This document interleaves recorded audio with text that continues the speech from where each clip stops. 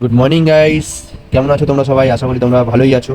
তো অনেক দিন ধরে এই ট্যাঙ্কটা নিয়ে আমার আপডেট দেওয়া হচ্ছিল না আমার আগের অস্কারগুলো চলে যাওয়ার পরে। তো ভাবলাম আবার আজকে নতুন করে একটা আবার ভিডিও করে আপডেট দিয়ে দিই, তোমাদের সাথে শেয়ার করে ফেলি। আমার যে এই মাছগুলো এসেছিলো, যেগুলো আরও নতুন দুটো অস্কার এসেছিলো, তারপর পিকক বাস, প্যারোট, তারপর শর্ট বডি অন। তো এদেরকে নিয়ে আমার ভিডিও দেওয়া হয়নি, তা ভাবলাম এই ভিডিওটাও দিয়ে দিই যে আমার ওই মাছগুলো চলে যাওয়ার পর নতুন মাছ আসার পর আমার অ্যাকোরিয়ামটা কেমন লাগছে, আমার ট্যাঙ্কটা কেমন লাগছে। তো আশা করি তোমরা সবাই কমেন্ট করে জানাবে যে কেমন লাগছে।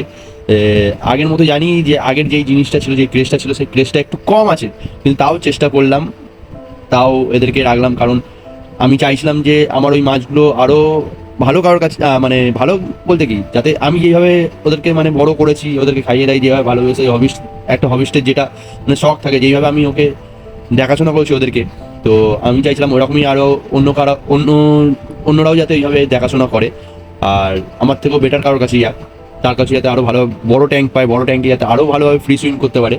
তো যাই হোক গাইস, এখানে দুটো পিকক বাস সেল আছে, তোমাদেরকে জানিয়ে দিই, এখানে দুটো পিকক বাস সেল আছে। তো পিকক বাস দুটো কেউ যদি নিতে ইচ্ছুক থাকো তো অবশ্যই আমাকে পিং করো, নইলে আমার ইনস্টাগ্রাম আইডি রয়েছে, ইনস্টাগ্রাম আইডিতে ডান্সার ডেক্স বলে সার্চ করলে ওইখানে অবশ্যই আমাকে SMS করলে আমি সেখানে অবশ্যই প্রাইস বলে দেবো যে পিকক বাস দুটোর কী প্রাইস আছে না আছে।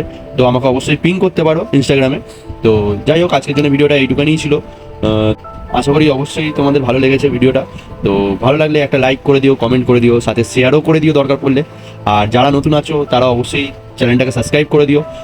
তোমাদের একটা সাবস্ক্রাইবে আমার আরও মোটিভেশন বাড়ে। তো যাই হোক, আজকের জন্য ভিডিওটা এইটুখানি, দেখা হচ্ছে পরবর্তী ভিডিওতে।